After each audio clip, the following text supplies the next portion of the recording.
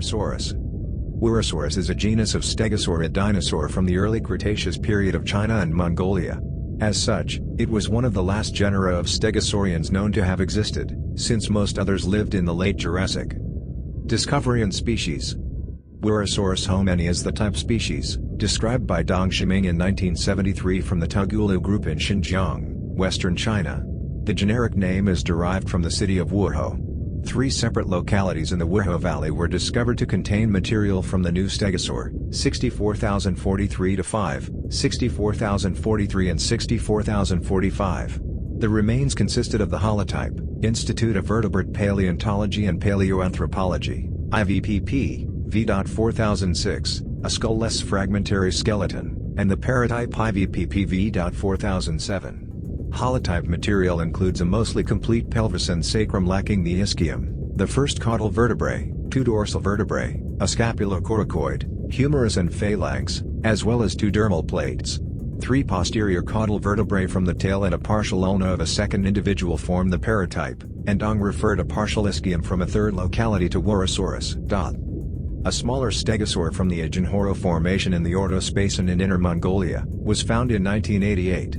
When the specimen, IVPP V.6877, was described by Dong in 1993, it was named Wuerhosaurus, as it was from a similar age and had a similar anatomy. The holotype of the species includes a nearly complete torso, consisting of 3 cervical vertebrae, all 11 dorsal vertebrae, with attached ribs, a complete sacrum with a right ilium, and the first 5 caudal vertebrae, all articulated. An additional dorsal vertebra and dermal plate were referred to the taxon when it was named. In 2014 Ulanski named a new species of Wuerhosaurus, W. mongoliensis for vertebrae and pelvic material, but the name is an invalid nomen nudum. It was formally described as Mongolostegus in 2018. Description: Wuerhosaurus homeni was probably a broad-bodied animal.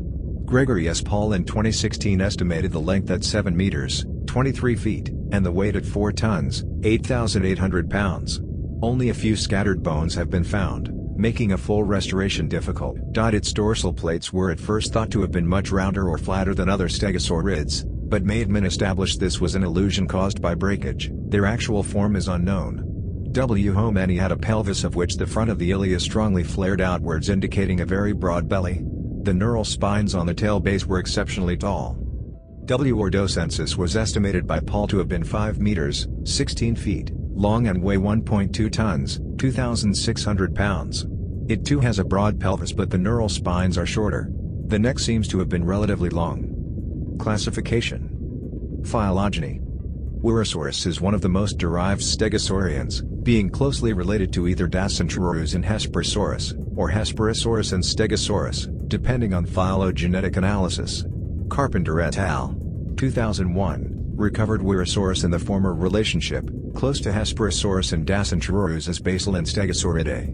Wuerhosaurus was recovered in a different position by Ascaso et al. 2007, still related to Hesperosaurus, but basal to a clade of Lexivosaurus and Stegosaurus.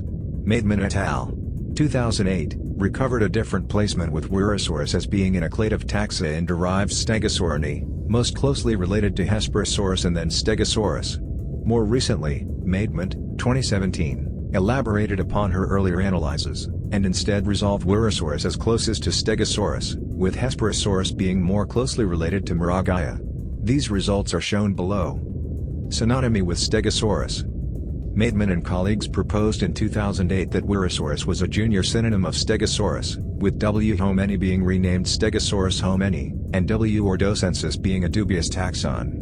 W. homeni was synonymized because the holotype that could be located was similar to Stegosaurus, and because of its phylogenetic position.